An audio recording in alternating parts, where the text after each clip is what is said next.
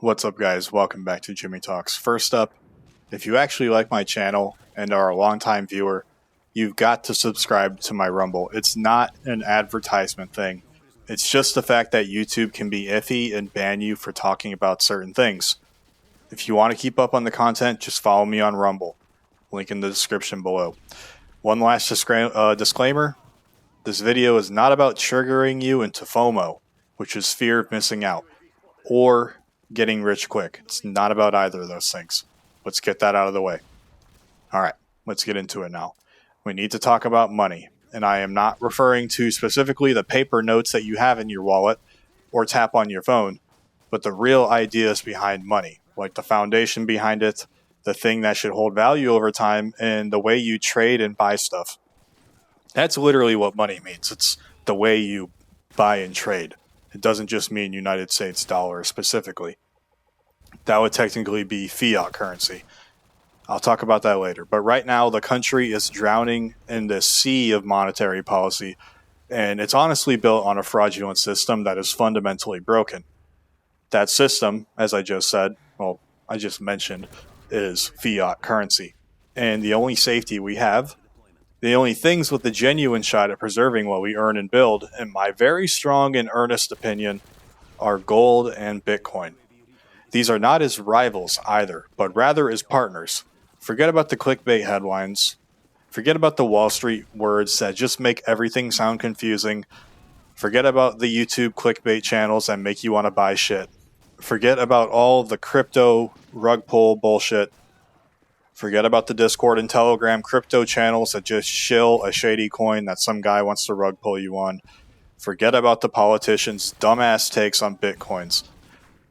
Which is funny because they're honestly the last people you should listen to when it comes to money. Because all they do is spend without any regard. So why should they know anything about money? But anyways, no, this is about understanding what money is and what it should be. And why the system we're forced to use every single day is a scam. And it's disguised as a necessity. Now, what is fiat currency? We need to talk about what the word means in its literal definition. You can't describe an idea or a concept if you don't know what the word means first. I've said that in a couple of my videos now, and it's just good life advice to go by. You need to know what words mean. But anyways, fiat currency is the dollar in your pockets. Or, if you're one of my European viewers, the euro in your pocket. The yen if you're Japanese, the pound if you're British, the yuan if you're Chinese. It's called fiat because it exists purely by government decree. They just made it. There is nothing special behind it. There is no pile of gold in a vault guaranteeing its worth. There's no intrinsic value in the paper or the digital entry, and by that I mean the numbers you see on your phone when you pull up the banking app. Its value rests entirely on two extremely fragile pillars. Number one, collective belief, and number two, the threat of force. Collective belief meaning that everybody thinks it has value, so they use it. Number two, the threat of force is, let's say you don't pay your taxes. The government sends guys with guns to your house to arrest you. This isn't extremist rhetoric. It's just literally true. You don't pay your taxes, the IRS will send guys with guns to your house to arrest you, put you in a cell.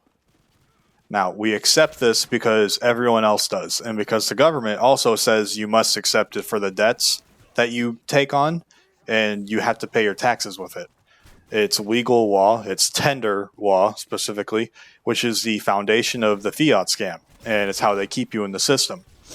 It's not money earned through saving and working for it, it's money imposed by the barrel of a gun, metaphorically speaking. With that metaphor, in the literal sense, as I just said, see what happens if you don't pay taxes and you try to evade them. Guys with guns show up to arrest you. But yeah, the government, through its central bank, or in the US specifically, the Federal Reserve, can create as much of it as it wants, with the click of a mouse and the turn of a printing press. Literally. And they do. Relentlessly. Excessively. It's not a conspiracy theory, it's public policy, it's documented in real time.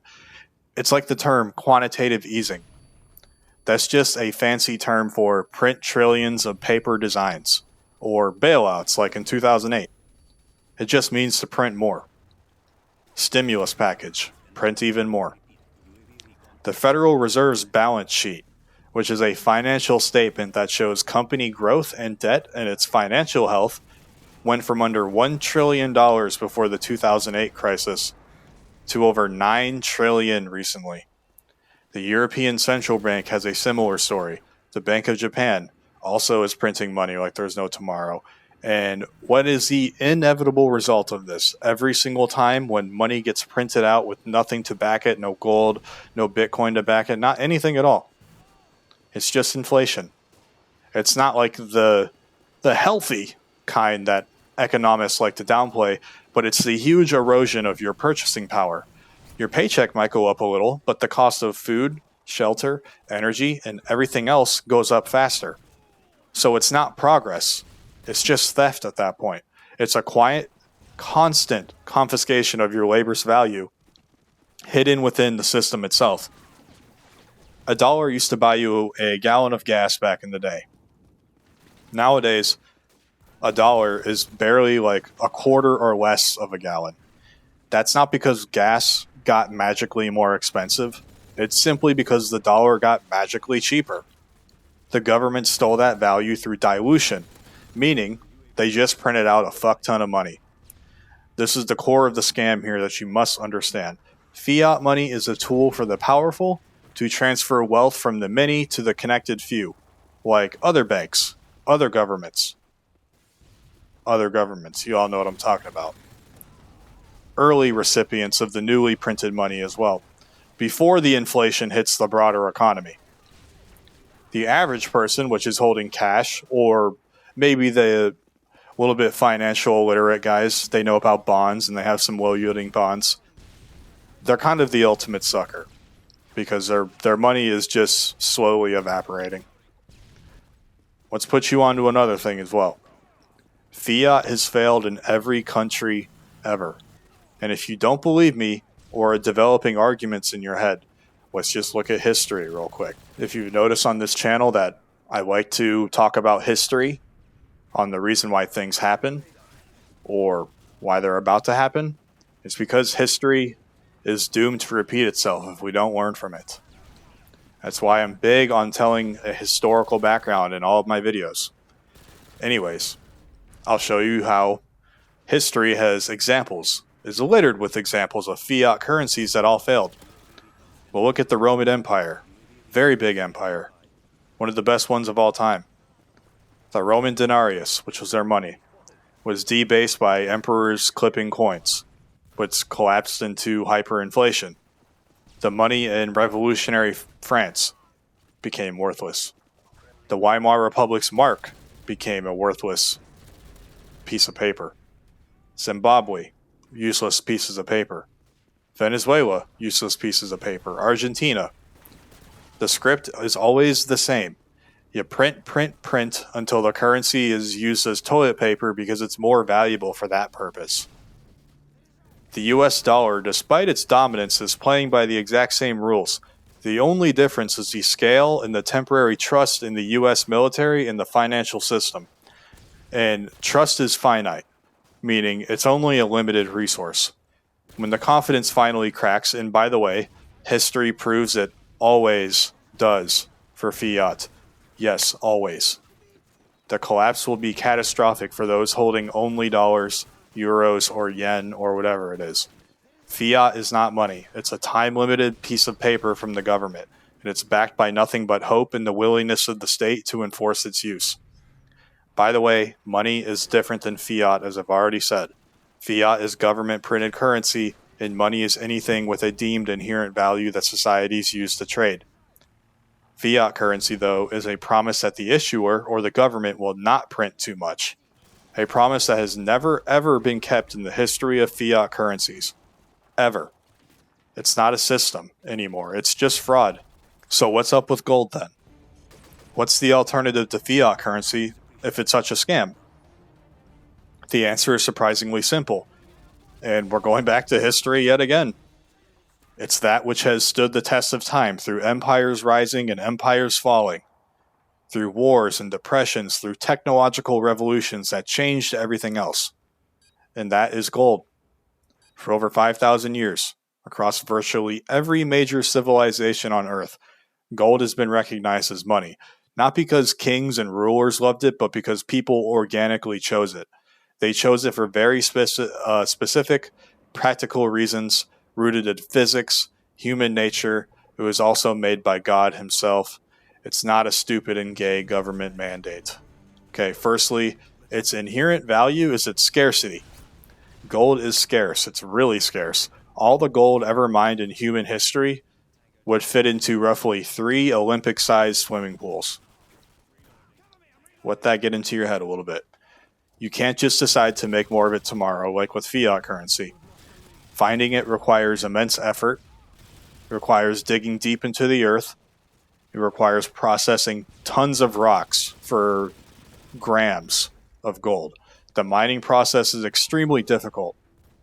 This natural scarcity is its first superpower. Next, it resists debasement by its very nature. You can't magically increase the global gold supply overnight like a central bank can with digital dollars. Next, gold is durable. It doesn't rust, it doesn't corrode, and it doesn't decay. A gold coin minted by a Roman emperor is just as shiny and valuable today as the day it was struck. I personally have a French gold coin from the 1800s, and it looks as good as new. Well, as good as it can be considering it was passed through many people's hands and pockets. But that same modern-day quarter made out of bullshit wouldn't last nearly as long as this gold coin. Next, it's fungible, meaning it can be easily converted into another good using it to purchase something, and that is worldwide. Like, 1 ounce here in the US is worth as much as an ounce that's identical in another country, though it's just worth differently in whatever local currency you're using. Next, it's divisible, meaning you can get not just an ounce but also smaller pieces, and they can all melt if you wanted it to as well. Next, it's portable, to an extent, meaning a small amount holds a lot of value, like an ounce for example. Next, and most importantly, it has intrinsic value beyond just being used as money. It's used in electronics at the dentist's office, airplanes, space shuttles, like it has real industrial utility, though this is minor compared to its monetary role, which is much larger. But its primary value, and the reason it became money, is it's a store of value. Gold's price in real terms, meaning what it can actually buy, has been very stable over centuries. Yes, its price in dollars, specifically the United States dollar, fluctuates wildly, but that's a reflection of the dollar's instability, not gold's. An ounce of gold bought a fine suit of clothes in ancient Rome. It still buys a fine suit of clothes today. That's the power. That's what real money does. It preserves purchasing power across generations. When empires crumble and paper fiat currencies turn into literal dust, gold remains. It's the ultimate insurance policy against the failure of governments and banking systems. During the 2008 financial crisis in the US, for example, when trust in banks was all gone, the price of gold surged. It's showing you how it's the dollar's fault that gold went up in price, but it still kept its value. During the pandemic and all the lockdown bullshit, which I very well may make a video on and call it the Scamdemic video, the Federal Reserve just printed trillions of dollars. Gold surged in price again. It's simply just a flash of light in the dark tunnel for a broken monetary system. All this to say, gold isn't perfect though. It's heavy. It's kind of hard to verify the purity instantly. Transferring large amounts of gold physically is cumbersome and it can be risky. You can't email gold. These are the drawbacks in our digital age, and honestly, some surface level complaints. But its core function and why it's incredibly valuable, and it holds its value against the test of time and government mismanagement, is unmatched by any physical asset. Gold is the original, time-tested store of value. It's the benchmark against which all other claims to money must be measured. And by that measure, fiat currency fails spectacularly every single time. Now, let me talk about Bitcoin. It's digital gold. Quick backstory, it was launched in 2009 by a guy whose pseudonym was Satoshi Nakamoto. That's all we know about them, but it started off as a way for peer-to-peer payment systems without any third party involved. For example, PayPal or money orders. And even if international, there's no currency conversion fees. Bitcoin isn't just another digital token or a faster payment application. It's something that's fundamentally different. It's something that's actually kind of revolutionary. And it's precisely because it solves the same exact problem that gold solves, but in the digital realm. Bitcoin is, quite simply, digital gold. It fulfills the same core function, and here's how. And it's super important you grasp this concept. It being a scarce, durable, decentralized store of value, just like gold, but it leverages cryptography for accuracy and security, and a global peer-to-peer network to achieve this in a way impossible for physical gold. I really want to emphasize why this isn't hype, but it's a genuine reality. If you don't believe me, go look at the price of Bitcoin. Why do countries buy it? Why are millionaires buying it? What makes it so different? First and most importantly, it has absolute predictable scarcity. Bitcoin has a hard-coded, unchangeable supply cap of 21 million coins. It's not around 21 million, it is 21 million, period. It was programmed that way. It's not a promise like when the government promises not to print more money, but it does it anyways. It's actually embedded into the code. It is enforced by mathematics and the consensus of the entire network. So there's no central bank, there's no government, and there's no corporation that can create more Bitcoin. Ever. This scarcity is more absolute than gold's. While gold supply is limited by physics, there is new discoveries or technological breakthroughs like asteroid mining, however distant that may be, could theoretically increase it. Bitcoin's limit is a mathematical law, as unbreakable as the law of physics within its system. This is its superpower. Second, decentralization and censorship resistance. Bitcoin isn't controlled by a single entity.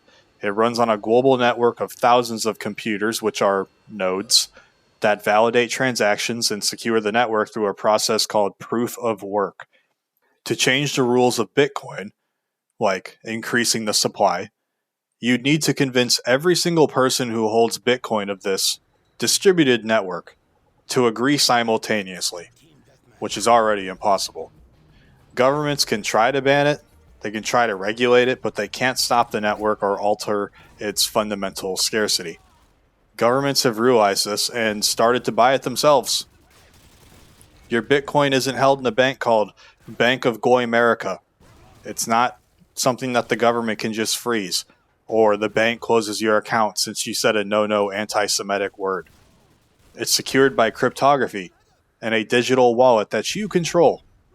This makes it incredibly resistant to seizure, censorship, and debasement, which are things gold can possibly be vulnerable to, with history showing us that governments have confiscated gold, like in the US in 1933. Its third reason, it's verifiable scarcity and transparency. Anyone, anywhere can buy Bitcoin and get on the blockchain. And the blockchain, which is the public ledger of all transactions, so to speak, verify the total supply and the rate of new coins being bought and the ownership of any address. This level of transparency and its ability to be audited is impossible with gold reserves held in secret government vaults.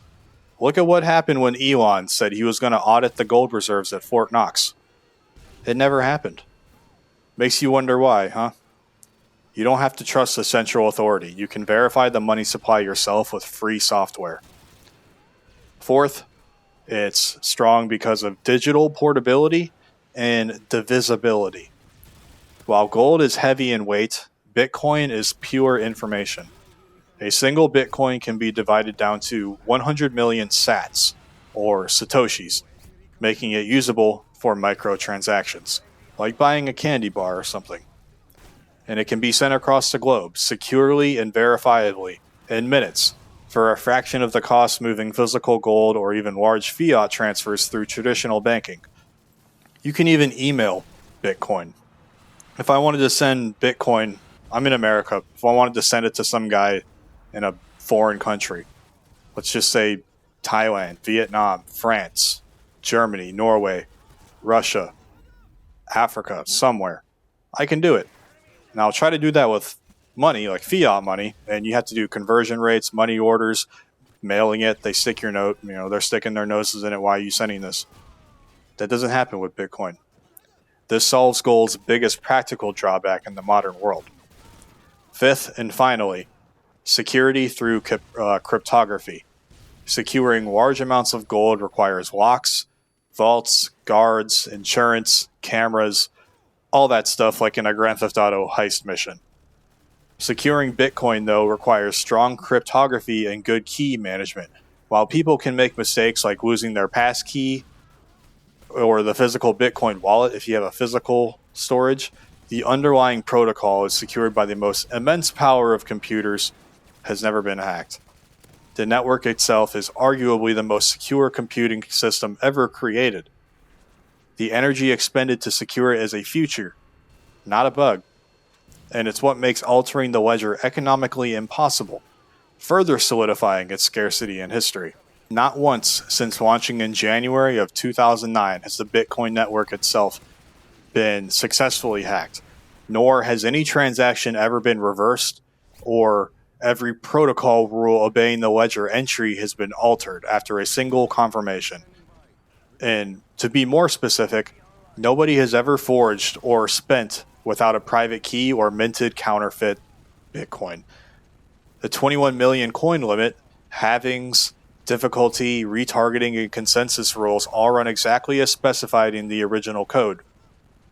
All currency diluting or ledger rewriting attacks have happened on altcoins in their systems, but never has that happened to Bitcoin. So this is just the new age of assets. This is why Bitcoin isn't just another crypto, like when you see a dumb fuck gambling their last $100 on a shit-ass meme coin that's just going to get rug pulled in 3 minutes flat. No, it's the first and only asset designed from the ground up to be a global, digital, sound money. An actual store of value, which works in the internet age. It takes the essential, time-proven properties of gold, such as scarcity, durability, fungibility, and it enhances them with the advantages of the digital world, such as instant global transfer, transparency, extreme divisibility, and near impenetrable security against centralized manipulation.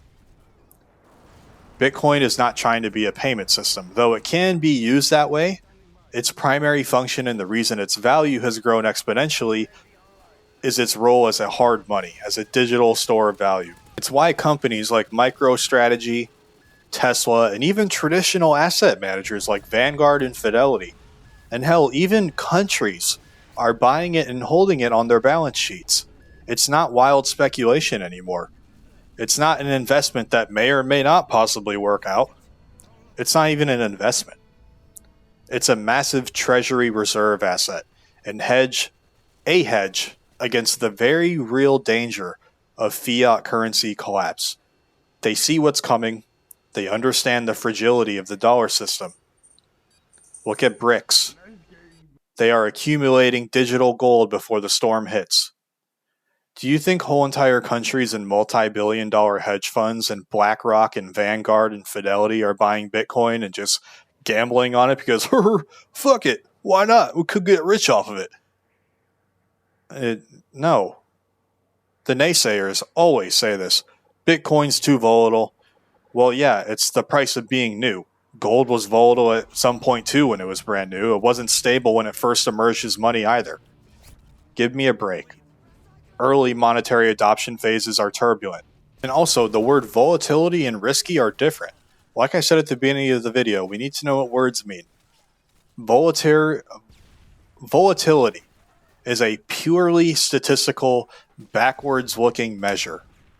It's how far returns deviate from their average.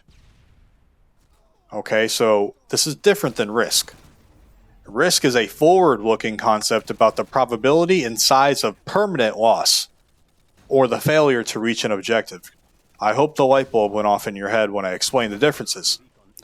Anyways, As adoption of Bitcoin grows, like more users and even more major institutions that already do are holding it, more recognition of its core value, that volatility will decrease. Look at its long-term trajectory against the dollar. It's been a relentless, though bumpy, upward climb. This isn't random either. It's the market recognizing Bitcoin's superior monetary properties compared to the infinitely inflatable dollar, the fiat currency. Take the halving events, for example, where the rate of new Bitcoin creation is cut in half. It consistently acts as catalyst, and it reinforces the scarcity narrative, and it drives long-term price appreciation as demand meets a suddenly lower supply growth.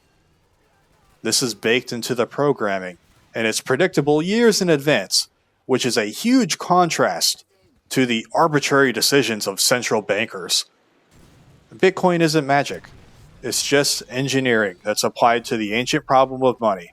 It's gold, it's reborn for the digital century. Now, Bitcoin and gold are not competing with each other. The critical mistake that Facebook boomers, mainly just boomers in general, and other people make who are just ignorant to Bitcoin, ignorant meaning they just don't know any better, doesn't mean that they're necessarily stupid, is also one that is pushed relentlessly by the financial establishment, which is threatened by Bitcoin. And these are the people who want to keep scamming you, by the way, is viewing Bitcoin and gold as competitors. They are not competitors. They are complementary stores of value. They work hand in hand together. They're brothers, so to speak, serving the same essential purpose, just in different domains. Gold is the physical and time-proven anchor. Bitcoin is the digital, globally accessible version of gold. Think of them as legs on a chair. That may not be the best example because chairs have 4 legs, but I couldn't think of a better analogy. You don't need both to stand, but having both of them makes the structure far more stable, especially in a crisis. Gold works when the lights are on and the physical world function.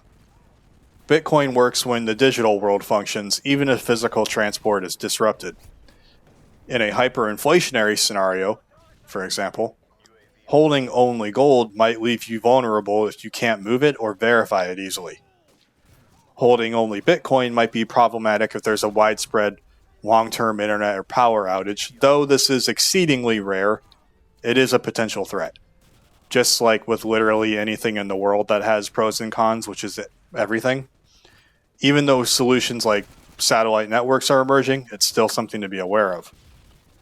Holding both, though, provides resilience across different failure modes of the fiat system. I'm a big supporter of self-reliance on this channel, if you haven't already noticed. You've got your digital back covered, and you've also got your physical back covered.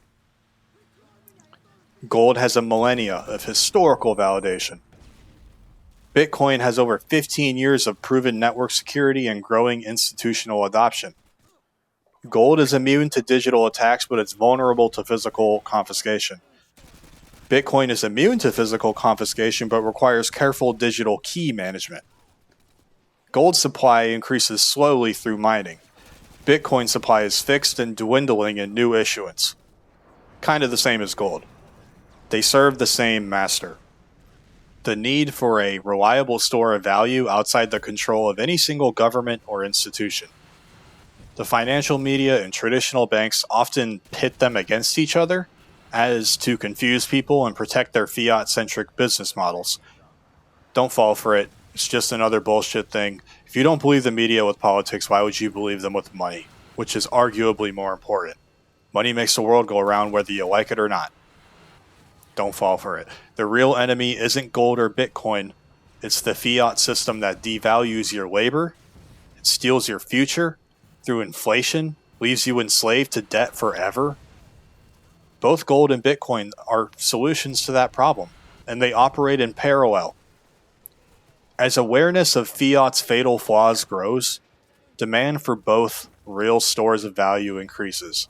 They are not substitutes, they are allies in the fight for sound money. So, with all that being said, why is still fiat the dominant currency. Why hasn't this obvious scam collapsed already? It's a combination of multiple factors: inertia, coercion, and short-term thinking. As we stated earlier, legal tender laws force us to use it, like taxes, for example, and debt. Taxes must be paid in fiat currency. If you don't pay your taxes, the government sends guys with guns after you and they lock you in a cell for like 10 years and you lose your right to own a gun and to vote. This is why wages and salaries are in it. The entire global financial and trade system is built upon it, creating massive network effects. People are paid in dollars, so they need dollars to live, creating artificial demand that masks the underlying rot. Governments and central banks have become incredibly skilled at managing the perception of stability by using complex financial engineering, manipulating interest rates, and controlling the narrative through compliant media. They kick the can down the road, printing just enough to avoid immediate collapse while ensuring a slow, steady erosion of value that most people don't notice day to day but feel strongly over decades. There's also kind of like a psychological component to this as well, and part of it is cognitive dissonance. People want to believe the system works. I understand it too. Admitting that fiat is a scam means admitting your life savings are slowly being stolen, and that the government you trust is fundamentally dishonest about money. It's uncomfortable. I don't like it either. But it's easier to blame greed. It's easier to blame the market than the core mechanism of the currency itself. And crucially, the beneficiaries of the system, like the financial sector, the large corporations with access to cheap credit, the governments funding endless wars and welfare without visible taxation, have immense power and need to preserve the status quo. They lobby, they fund think tanks, they control major media outlets, all to perpetuate the myth of fiat stability and discredit alternatives like gold and Bitcoin. They call Bitcoin a Ponzi scheme, or they call it useless, while their own system operates on the very definition of a Ponzi scheme, which is paying returns via stable currency to current holders only by constantly bringing in new holders through printing money and population increase to dilute the value for everyone else. When growth slows or stops, as it inevitably does with fiat, the scheme collapses. Fiat is the ultimate Ponzi scheme, literally. Its longevity is due to the scale of the deception and the power of the perpetrators, not its inherent soundness. History is clear to even further drive my point home. No fiat currency has ever survived long term. The only question is when the current one fails, not if. The signs are everywhere too, like record high debt levels, negative real interest rates, meaning savings lose value, even with interest.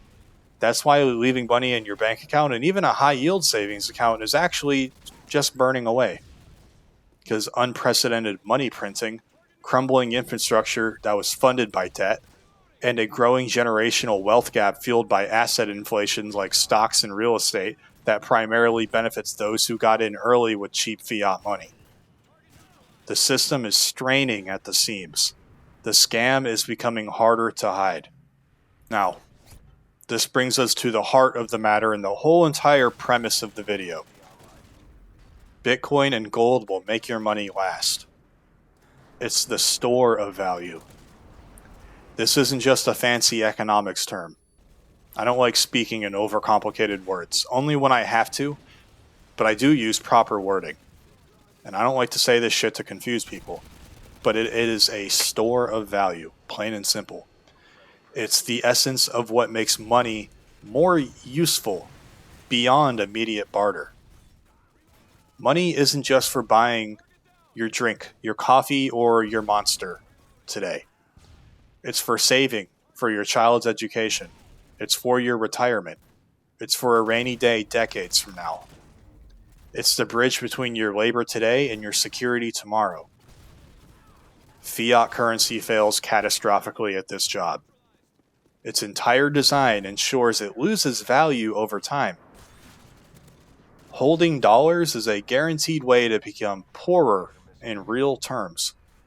Gold for millennia has been the default solution. It's the thing you bury to protect your wealth for your children.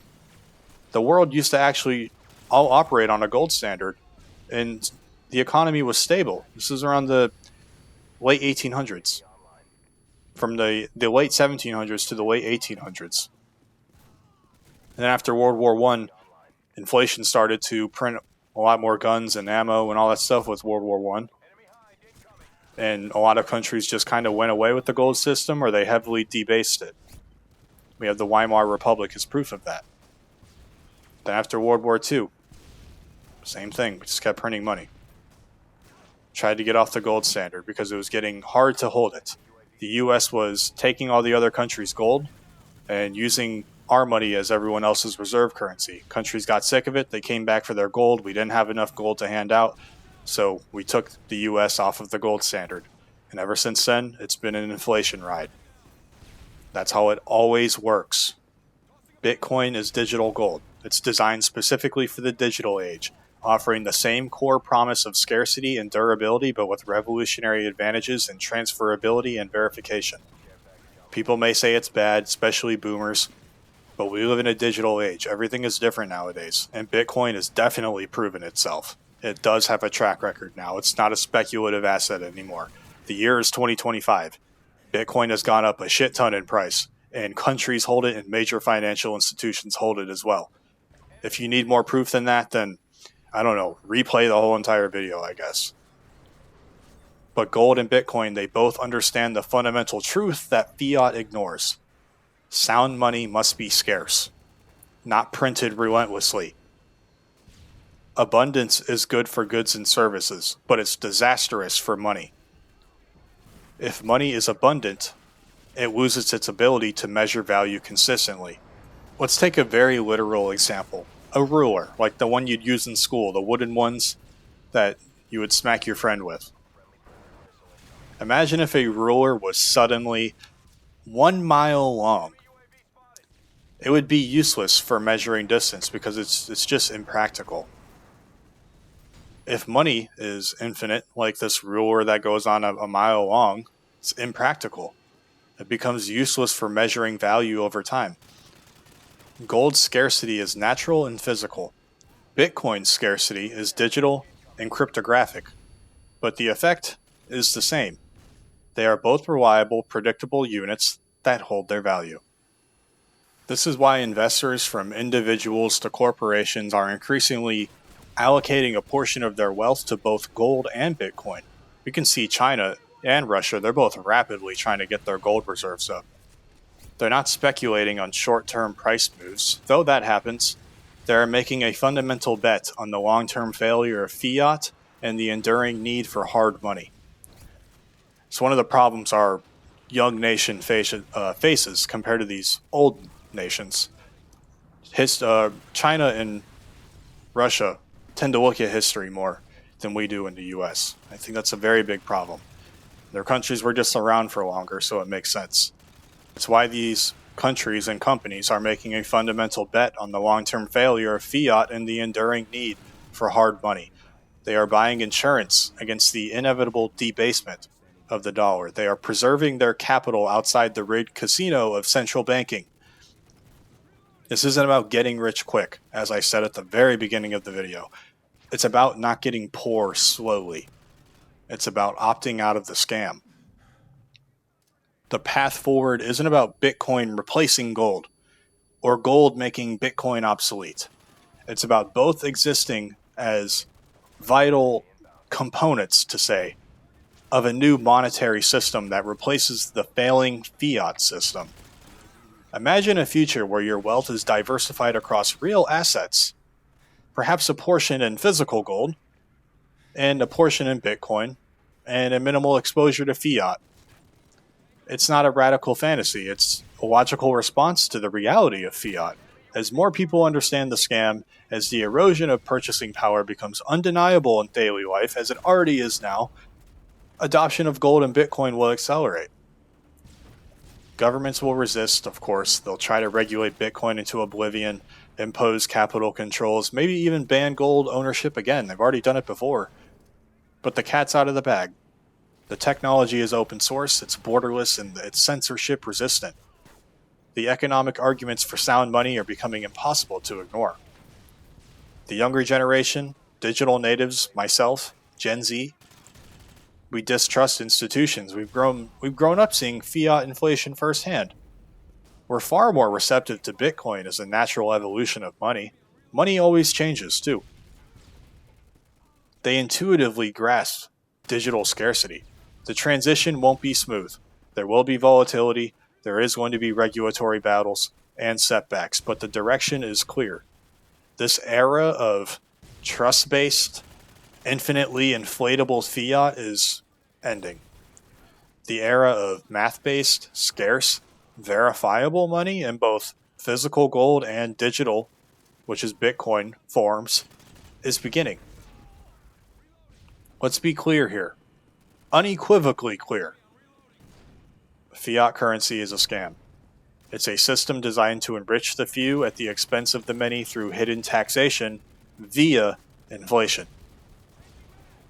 It's built on false promises of stability that history repeatedly shatters. It turns savings into a losing proposition and it fuels dangerous economic distortions. And it's not a feature, it's the core flaw. Gold isn't perfect, but it's the proven antidote, the original hard money, the OG that has weathered every storm for thousands of years. Bitcoin isn't magic internet money, it's the ingenious digital application of the same timeless principles: absolute scarcity, decentralization, durability, creating a new form of sound money perfectly suited for our interconnected world. It is digital gold. It's not a competitor, it's just the next evolution. The future of value preservation lies not in trusting governments to print responsibly, which is a trust they have never earned and they've never kept, but in embracing assets whose value is secured by nature and mathematics, not by the whims of politicians and central bankers. The choice here is stark, it's contrast, and it's clear. Continue holding the rapidly depreciating promises of a broken system, or take control of your financial future by holding real stores of value like gold and Bitcoin. The scam is in plain sight. I know you need fiat day to day. I'm not saying to completely get rid of it. But you should have some gold and Bitcoin. It's clear. It's time to see money for what it truly is and what it must be. A reliable vessel for the value of your life's work, uncorrupted by the hands of those in power. The unbreakable chain of real value isn't made of paper or digital promises backed by nothing. It's forged in the scarcity of gold and the immutable code of Bitcoin. And it's not speculation anymore. That's the only path forward that isn't a dead end. Wake up. See the scam. Secure your value. The future belongs to those who hold what cannot be inflated away. Gold and Bitcoin are not just assets. They are the foundation of the next monetary age, rising from the ashes of the fiat illusion. The transition is already beginning. Do you want to be holding an empty bag from a system that's designed to fail you, or do you want to have some real money? The answer to that question determines your future. Choose wisely. Your wealth, your security, your future, they depend on it. The scam is over. The era of real money is slowly starting to be adopted. Gold and Bitcoin are the pillars. Build your future on them. Guys, that's all for today. Make sure you subscribe to my Rumble if you like my content. I love you all. America first. I love God, and you should too. Jimmy Talks out.